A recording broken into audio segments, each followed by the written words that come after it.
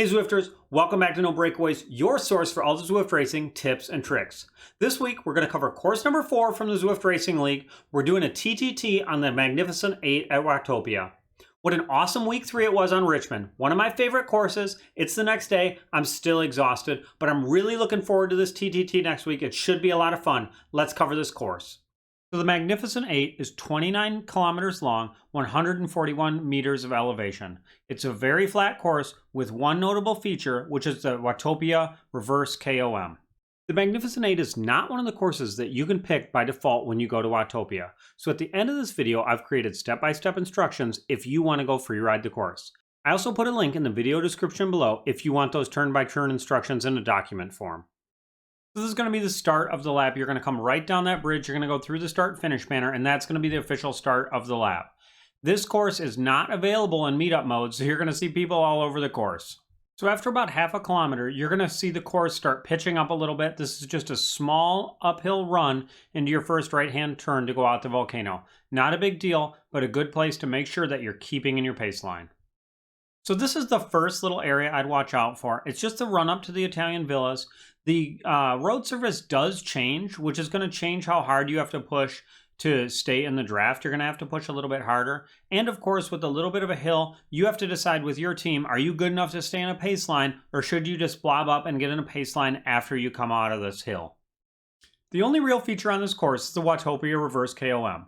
The reverse KOM will come about 8 kilometers into your ride. The only major elevation gain in this is right there at the start where it's going to kick to 10, 11, 12%. And that's really where you're going to have to concentrate on keeping your team together. I would highly suggest blobbing up there, but once you're at the top of that, you can get right back into your pace line because the rest of it is relatively flat. Here we are coming up on the gas station, which is the start of the reverse KOM. If you look ahead on the road, you can see where it pitches up. That is that kicker that I was talking about where you have to make sure you keep your team together. I'll fast forward the video, but you'll be able to watch this entire reverse KOM.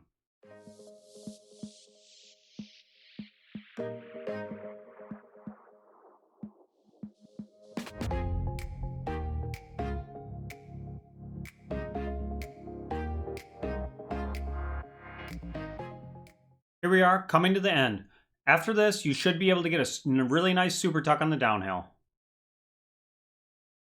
One spot to watch out for is this left-hand turn where you again change road surfaces. This always gets me in regular races, and I'm guessing in a TTT, you're just really going to want to make sure you're keeping your team together when you change road surfaces, and it gets a little bit harder. Another feature is this rise coming out of the desert going to the sequoias. I don't think it's anything to worry about. In fact, I wouldn't even get out of your pace line unless you're really uncomfortable with it or you have somebody really dying that you're worried about dropping here. One other small rise on the course is just coming up out of Ocean Boulevard. I'm sure we've all ridden here. Not a big deal. We're getting close to the end of the course. It's up to you what you want to do. I'll probably pack it up with my team here and not worry about it because we'll all be tired. Here we are, coming up on the start-finish line. Going to be an awesome week of racing here on the Magnificent 8 for the Zwift Racing League. Before we go, though, let's hear from Eric on what the bike recommendation is for this course. Hey Zwifters, let's talk bike recommendations for the Magnificent 8 route. It's a pretty flat route. The only climb is the hilly reverse KOM, which isn't real steep or real long, so a lightweight bike isn't going to do you much good. I would just go with the most aero, most slippery frames and wheel sets you can get. For the highest level Zwifters, that's going to be something like the S-Works Venge with one of the disc wheel sets. That's going to be the very fastest setup in game. Tron is a great choice too. That's going to be just a few seconds slower. And if you're a beginning Zwifter, I would recommend the Canyon Aeroad 2021, which was just lowered from level 23 down to level 10. So if you're a level 10 Zwifter, you can pick that up. Pair it with maybe the Zip 808 wheels, if you have those are level 13, or the DT Swiss wheels, which are level 9, you can pick those up as well. That's going to be a pretty fast setup for you, even though you're at a pretty low level. Good luck, everybody. See you out there. To figure out these total expected times, I saw that the WTRL had actually raced this course as one of their TTT courses back in June. I pulled up the Premier League results from last time to see what the expected times were because that seemed to be the best indicator from the RGV course. So I expect the Cat A men to be around 36 to 37 minutes or 5.1 watts per kilo for this course. Next up is the Cat A women. I was shocked how much faster they were than my prediction last time. I was way off. And it seemed like the Cat A women in the community leagues were pretty much on par with a lot of the Premier League teams.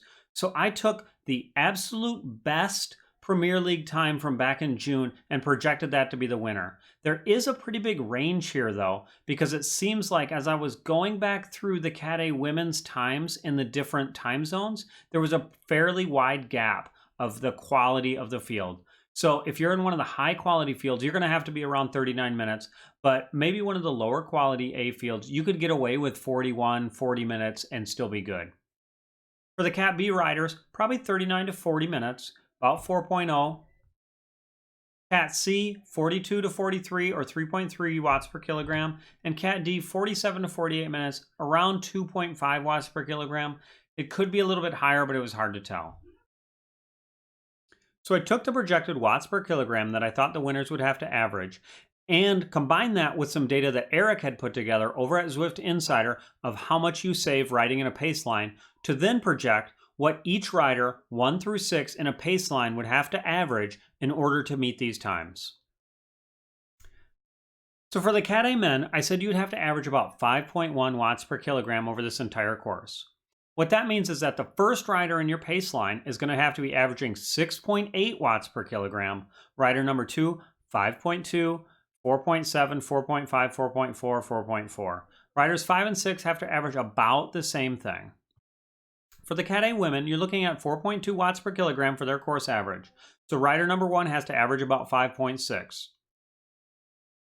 For Cat B, to hit that 4.0 course average, rider number 1 is going to have to be right around 5.3 watts per kilogram, and rider number 6 is going to have to be at 3.4.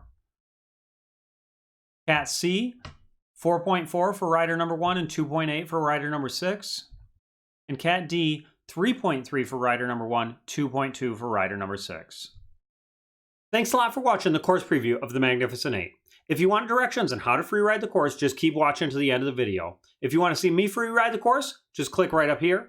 And please click like and subscribe if you enjoyed this show. I want to hear from you in the comments what you need to become a better Zwifter. I'll talk to you next time.